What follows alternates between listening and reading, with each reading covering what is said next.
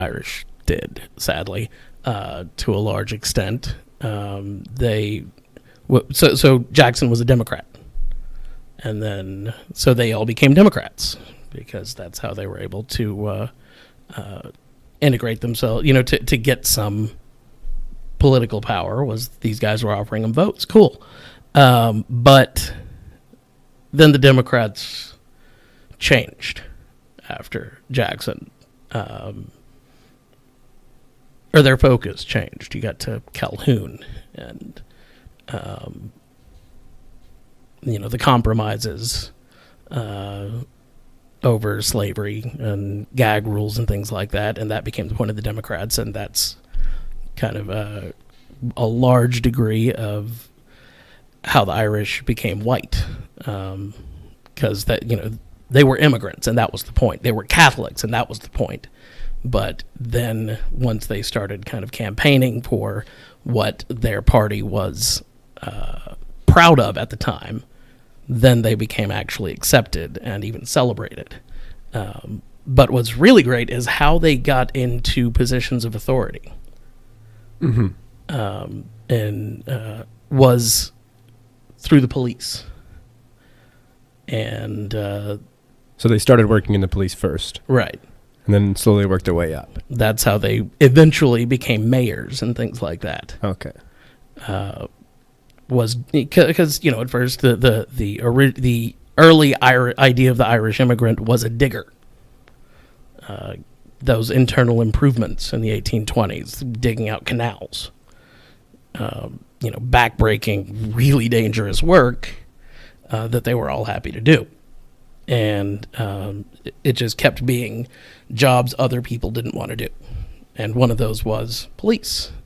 And there were a lot of reasons for that. Like, one of the funnier images of, well, funny in retrospect, probably terrifying at the time, is private fire brigades and brawls and riots would break out over who gets to fight this particular fire. Really? Yeah.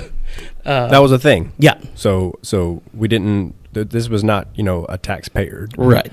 Tax paid, thing going on. We actually just had people that just wanted to fight fires. The fire brigade. That's what they did. So would they go there? Would they put out your fire and then stick their hand out and ask for some money? Yes. Guessing that they saved your money from the fire. Assuming, yeah. And if they didn't, then. So wow. There's pictures of men fighting in front of fires. Yeah, I mean it'd be more like cuttings rather than pictures, but yes, there are descriptions in newspapers of the day of firefighters fighting firefighters. Firefighters fighting fires. Yeah, fighters. Okay, that's amazing. But that's how they got themselves. How they became integral parts of the town. Was doing jobs like that, and as those the municipal governments evolved, so did their positions that they were already in, and that gained more power, that gained more prestige, and they became just accepted, especially after the Civil War.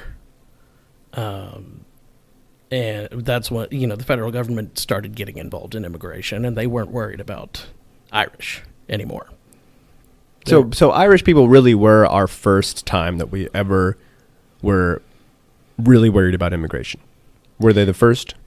Yeah, I mean, it's in that scale, absolutely. All over the country we were worried about Irish immigrants. Because, most of the people that think of Irish immigration don't think of New Orleans. You think of New York and Boston, places like that. Seemed like the easier place to get to from Ireland. Which it actually wasn't. Oh.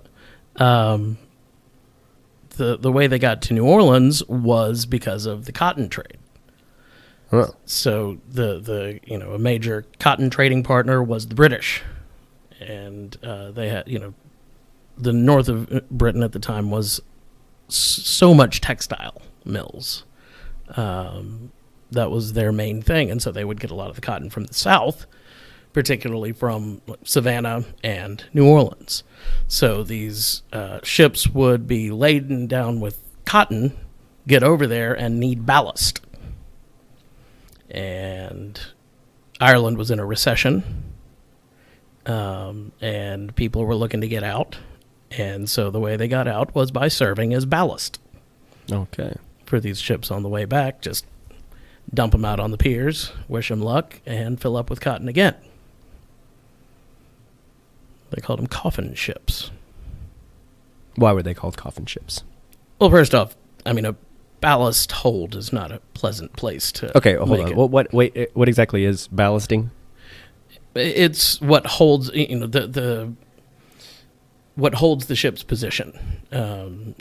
Prevents it from rolling too much and can affect the steerage of the old sailing ships.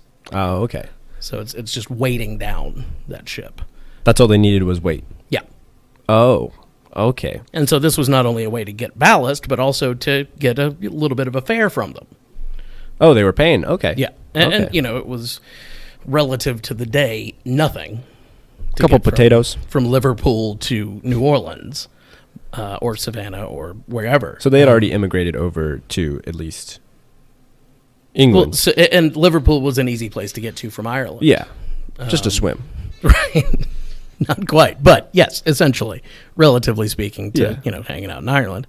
They'd make that little bit of a hop across the pond to Liverpool, then get on these ships and make their way to the new American city of New Orleans, and start digging ditches there. And what wound up happening was the people that hopped out of those ballast holds then wound up being the people that would fill them back up with cotton. Oh. So it was this weird lower class kind of horizontal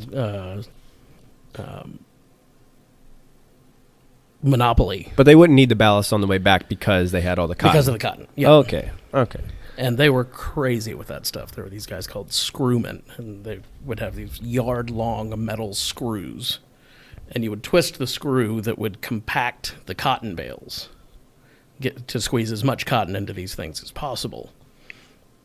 And they did it so tightly that in some cases the cotton said no and just sprang back to its original size. And you don't want to be in that hold when that happens. So that was one of the most dangerous jobs in America in 1825. That's a way to go, to get squashed by cotton. And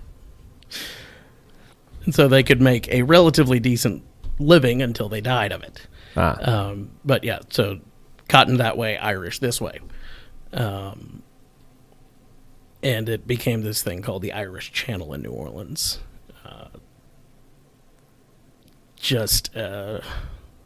Almost like it was almost a ghettoizing of the Irish in New Orleans.